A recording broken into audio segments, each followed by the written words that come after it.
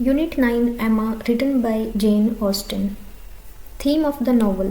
अपनी जितनी भी कंप्लीटेड नॉवेल्स हैं उसमें ऑस्टिन जनरली एक्सप्लोर करती हैं सेम इश्यूज़ को, क्वेश्चंस को, और वो उनको डिफरेंट पर्सपेक्टिव से एक्सप्लोर करती हैं अलग अलग सिचुएशन में और अलग अलग कॉन्सिक्वेंसेस के साथ खोजती हैं. हालांकि इसका मतलब ये नहीं है कि एंडिंग भी डिफरेंट होगी.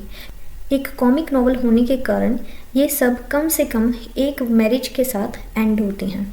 कि क्रिटिक्स भी जनरली एमा नाम की ये जो नॉवल है इसको ऑस्टिन का एक बड़ा ही केयरफुली क्राफ्टेड और स्किलफुली रिटन नॉवल बताते हैं. हालांकि उनके बहुत सारे रीडर्स प्राइड एंड प्रेजुडाइज और सेंस और सेंसिबिलिटी ज़्यादा पसंद करते हैं.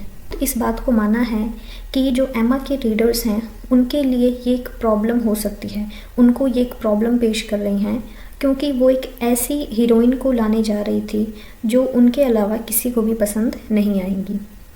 क्योंकि एमा के बारे में बहुत सारी चीज़ें अनलाइकेबल हैं क्योंकि वो बड़ी ही snobbish, vain, manipulative, power hungry, self dude हैं. अक्सर दूसरों की फीलिंग्स के प्रति ये काफ़ी ज़्यादा डिफरेंट है और कम से कम एक ओकेजन पर वो काफ़ी ज़्यादा क्रूअल होती हैं. इस नॉवल के अंदर कौन से लिटरेरी डिवाइसेस यूज़ किए गए हैं? मोटिव्स के अंदर विजिट्स, पार्टीज़ और डायलॉग्स. सबसे पहले हम मोटिव्स के बारे में बात करते हैं. मोटिव्स रिकरिंग स्ट्रक्चर्स, कॉन्ट्रास्ट और लिटरेरी डिवाइसेस हैं जो हेल्प करते हैं डेवलप करने में और इन्फॉर्म करने में टेक्स्ट की मेजर थीम को.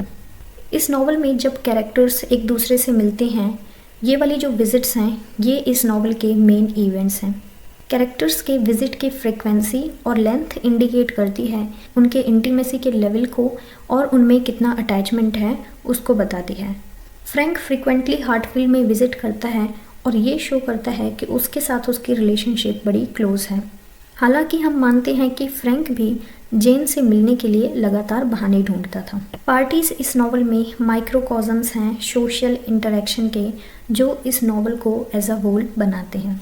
बहुत सारे एमा के डायलॉग्स डबल और इवन ट्रिपल मीनिंग हैं.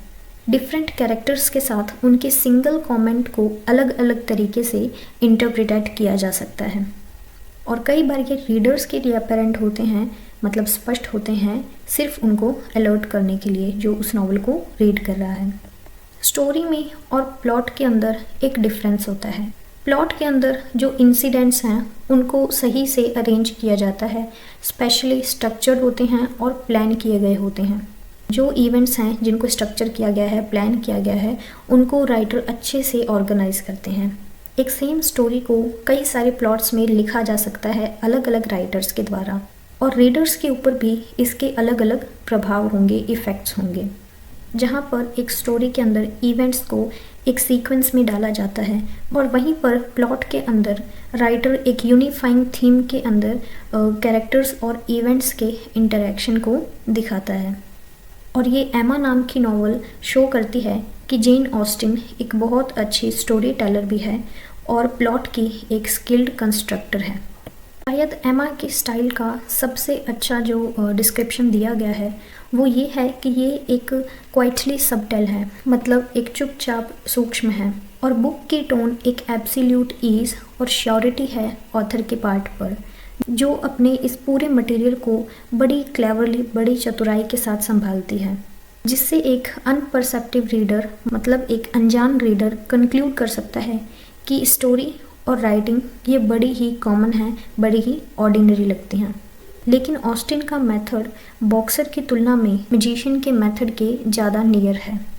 जेन ऑस्टिन को आमतौर पर ग्रेट इंग्लिश नॉवेलिस्ट में से एक माना जाता है और इसमें कोई सरप्राइज़ वाली बात नहीं है कि उनके नॉवेल्स उनके टाइम से लेकर आज तक कंटिन्यूसली प्रिंट हो रहे हैं.